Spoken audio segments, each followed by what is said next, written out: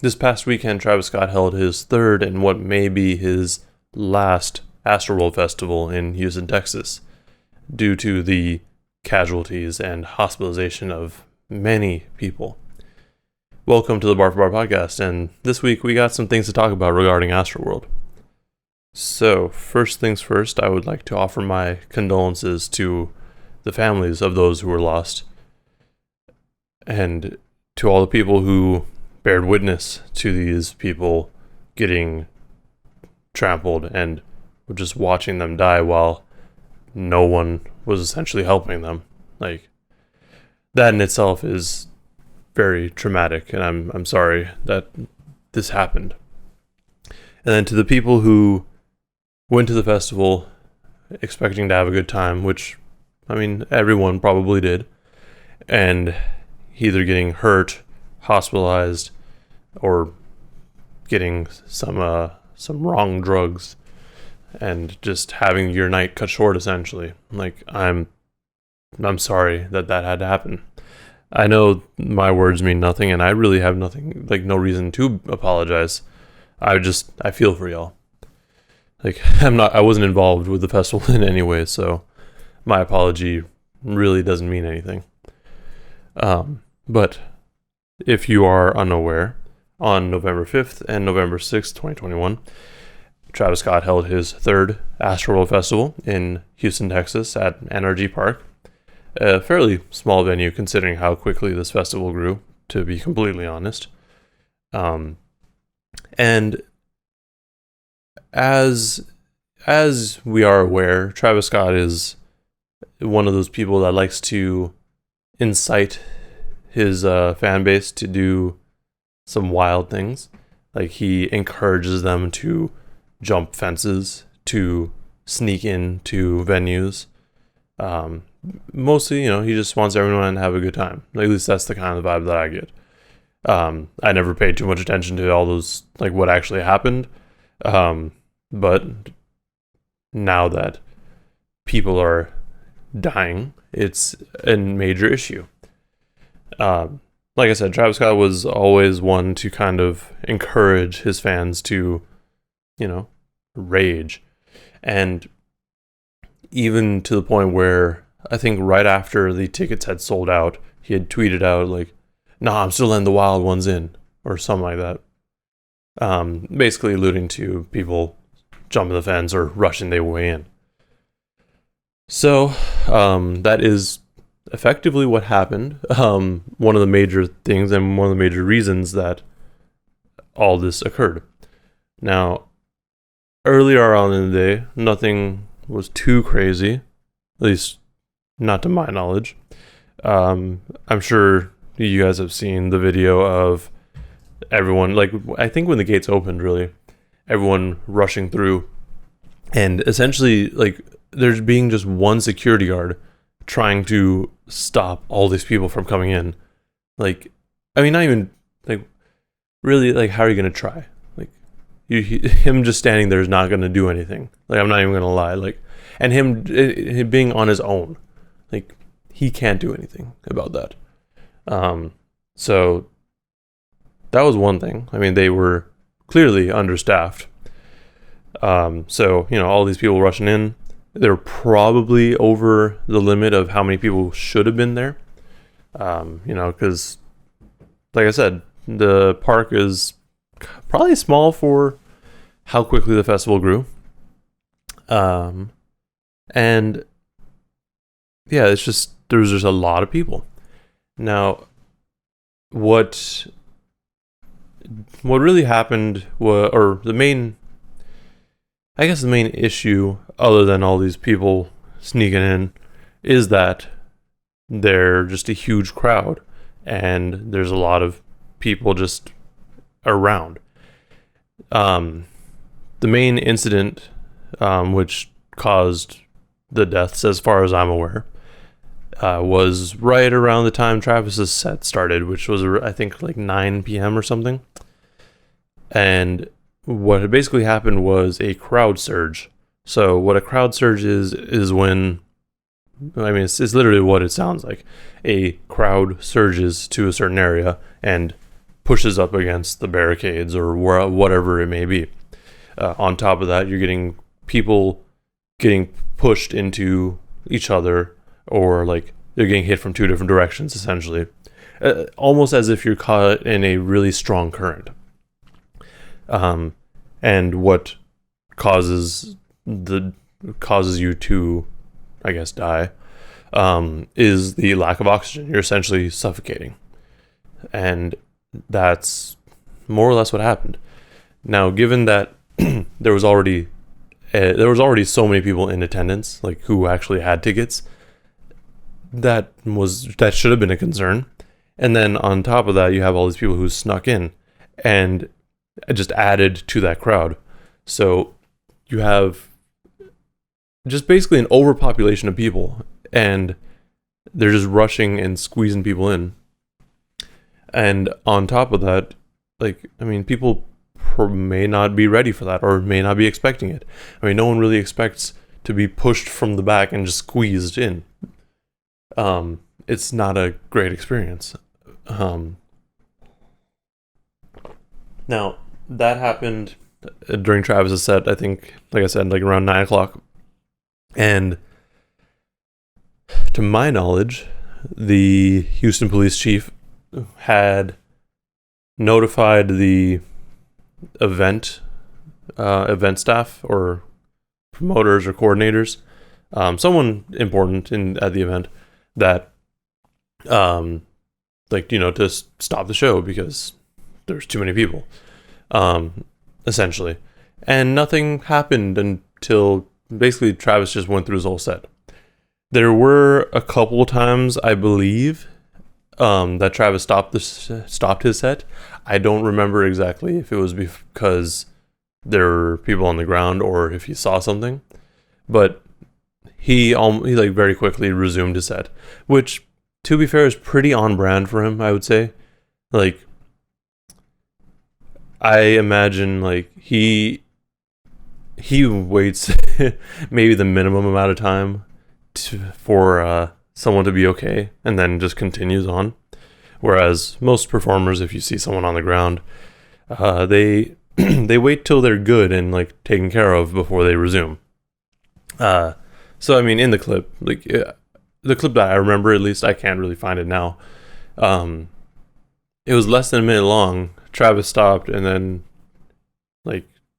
was like, okay, cool, and then he started up again. So I mean, regardless, Travis continued his set until 10:15, I believe, which is when he was supposed to end it anyway. So that's one issue. But it's the bigger issue here is that they were probably understaffed, and they didn't have a lot of other things set in place. So, just speaking from experience, when I went to Camp Flogna, really, I think both years, 2018 and 2019, if I remember correctly. Sorry, I have the shirt up here, so I'm trying to make sure if it was 2019 or 2018. But regardless, it was one of those years, and just prior to seeing Brockhampton, Flatbush Zombies was performing at that stage. And I mean, if you know Brockhampton, you kind of know they have a very similar sort of energy. Energies are similar in the sense that people are really hype, not people just ignoring people.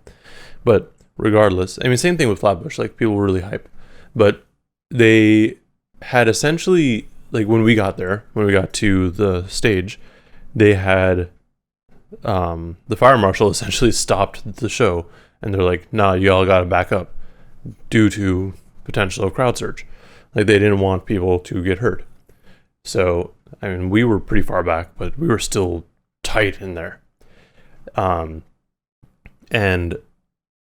yeah, this was right before Brockhampton set, so I imagine it's because Brockhampton was about to be on and people were trying to rush to the stage.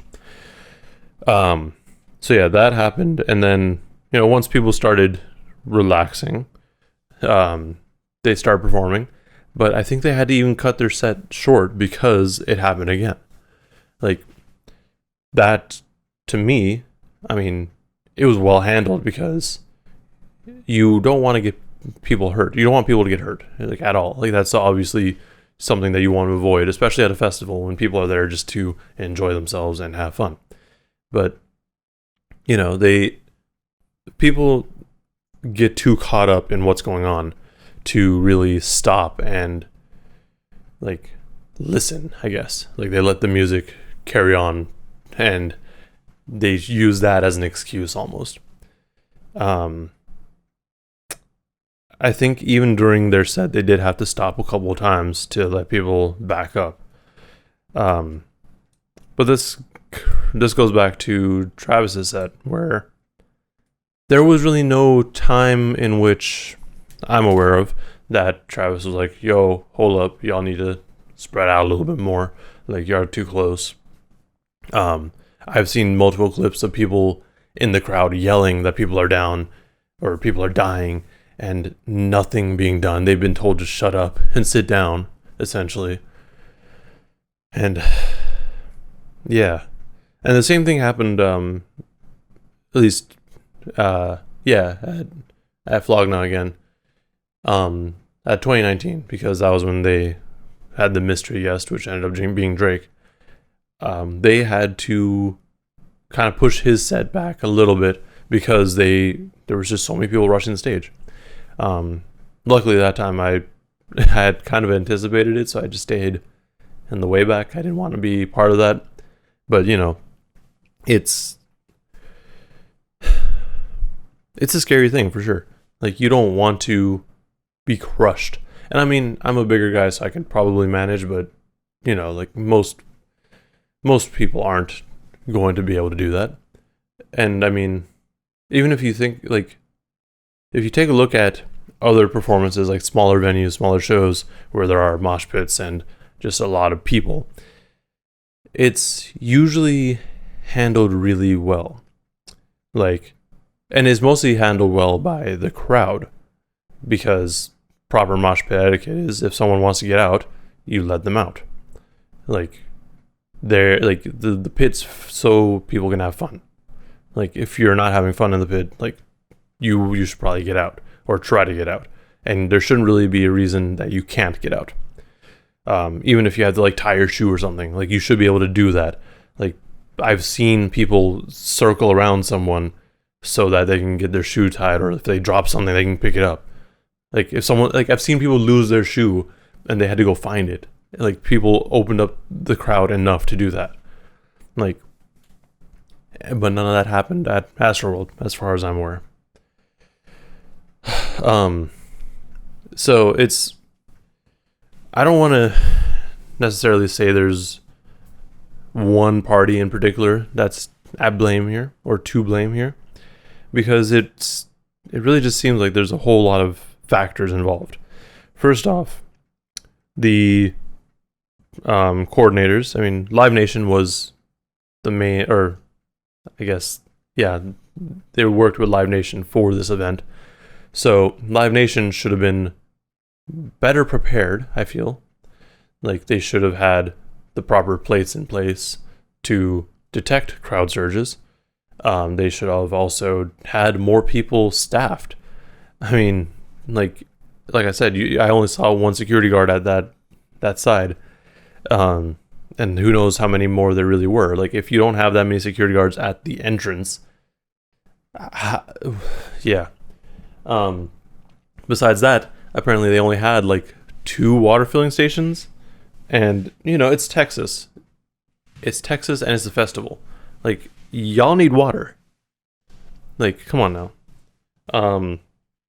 So that's one thing. The other thing is, I mean, Travis is at fault here to an extent. I don't know how much involvement he really had in terms of planning, but given that his name is plastered all over it, and it's, you know, his festival, he should have some control and some say in what's going on. I mean, if you've watched his documentary, he's aware that his crowds get wild and that people get shoved and pushed, and like sometimes people get knocked out. Like, he's aware of this.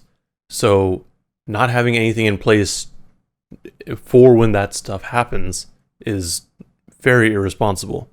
And I mean, that's kind of falls on both him and the coordinators. Like, he's aware of it, but the coordinators should also just have that at the ready.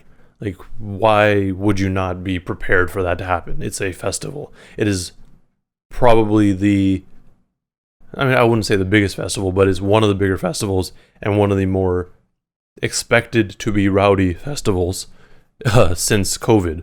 Like, you're insane if you think that there wasn't going to be a lot of people like rushing the stage. Like, there's no excuse for that. On top of that, you even had the police force saying like, yo, stop the show. Like, what the hell? I mean, they may be at blame too because they didn't actually get there and stop it in time, but I don't know. And then on top of that, you have all the fans that are just, for lack of a better word, just idiots. Like, this fucking rager attitude you have is not good. Like, oh, fuck you, I'm just trying to have fun. Like, bitch, people are literally dying. Like, I don't care if you're having fun. People are dead right next to you, and you're just like, nah, fuck them. Like, yeah. I mean, again, this is just a huge generalization. I know not everyone was like that, but there were people like that. So that needs to be addressed also. I mean, I've also seen, like, luckily I haven't seen a whole lot of it, but people were mentioning that people were trying to support Travis and say that he wasn't at fault, but I'm like, no. I mean, I do feel for Travis also because I'm sure he didn't want that to happen, but also he should have kind of expected that as a possibility. Like, that could have happened and taken some precautions to avoid it. But there's that. On the other thing that I had regarding it was, I mean, obviously people were being trampled and hospitalized, but there was also allegedly someone like going through the crowd and like stabbing people with a needle. Like, what was in that needle? I don't know. And then obviously the drugs. Like, you do you, but be careful.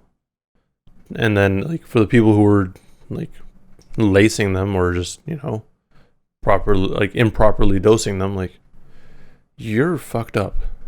Like, you're literally just taking advantage of people trying to enjoy their weekend. Like, it's the whole thing was rough, and I hope some change comes out of this. I hope there's some sort of resolution. I hope the families are okay. I mean, I know they're not right now, but I hope everyone who needs it gets the counseling and therapy that they need. Like, this is just, it's wild. Following this weekend, Travis Scott also, today at least, he's refunding all the tickets for Astroworld, and he's stepping down from his set at Day in Vegas, which is probably just damage control at this point. If we're just being real about it, I forgot what word I was going to use instead, but realistically, like, it's just damage control. I would like to think that he's stepping down from Day in Vegas because he doesn't want people to get hurt again. But I mean, what this means for festivals going forward is really just that if you're working with Live Nation, you gotta be careful. Like, if you're working with Golden Voice has handled Flogna, and I believe they handled Outside Lands. Like, those were, to my knowledge, very well managed in that sense.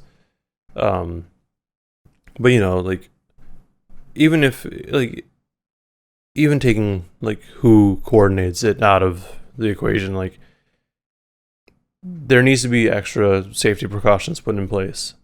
Like the festivals that are doing it right, it kind of sucks because now people are going to be more concerned and not really be as comfortable, I guess. So I imagine a lot of people are going to try to get rid of their tickets, or less people are going to be going to shows. I don't know if it's going to be significant enough to really, I guess, change anything or affect their business. But it is going to be something that they have to consider, and they're going to have to really work on just keeping things more safe. Like, get more water stations. Just if you know it's going to be a huge crowd, maybe try to go for a bigger venue. Like, there's a lot of things that you could do. I mean, obviously it costs more money, and everyone just cares about money. But you also have to remember that the people giving you money are your fans, and if you want to keep your fan base, and keep getting that money, you might want to keep them safe. Yeah,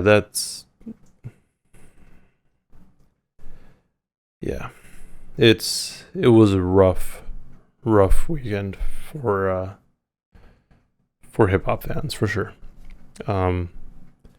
Aside from that, I mean, I don't want to talk about it too much more, because at this point it's just speculation in terms of what's going to happen. Like, I mean, Travis is hit with a lawsuit at this point. I also did see like a lot of people clowning Travis for making that apology video on IG where he's just like rubbing his face. I'm like, I mean, I think he does feel bad. Like, I'm sure he didn't expect that to happen, but I do also see where y'all are coming from. Like, that kind of looks like he's trying to play it up, but I like to see the good in people as much as possible. Anyways, aside from that, it's hard to transition to literally anything else, but I guess music came out. I don't want to talk about the Kanye Drink Champs interview yet because I didn't watch all of it, and apparently there's going to be a part 2 coming out this week. So that's a movie. But yeah, some music came out. Nothing I really enjoyed yet. I'm still trying to work on my Kevin Allen review, but Amine dropped 2.5, which is his EP, LP, mixtape thing. Summer Walker dropped Still Over It, which again I haven't listened to yet. I haven't really listened to Summer Walker too much in the past either, so that's why I didn't jump to it. But yeah, I mean, last week we had hella music, or the week before at least. So lots of music to talk about. And at this point, I think it's about time to wrap up. But just announcements, I guess. This weekend, November 13th at 6 p.m. Pacific time, Bar for Bar After Dark will return. We're going to have Kevin Allen and Monty Draper on to talk about Kevin's album, Nothing Lasts Forever. Make sure you tune in for that. I'm sure we're going to get a bunch of gems, because Kevin's one of those guys. He's got a lot to say and a lot of good things to say. Like, you can learn a lot. And obviously Monty, he's always a joy to have. And we'll have the usual suspects on to talk about OnlyFans probably. But with all that said, let me know in the comments below what your thoughts on what happened at Astroworld Fest are. Like I said, it's tragic and it probably could have been avoided if the necessary precautions were taken, but here we are. Also, subscribe if you want to see more podcasts and content like this. Thank you for watching, and please stay safe out there.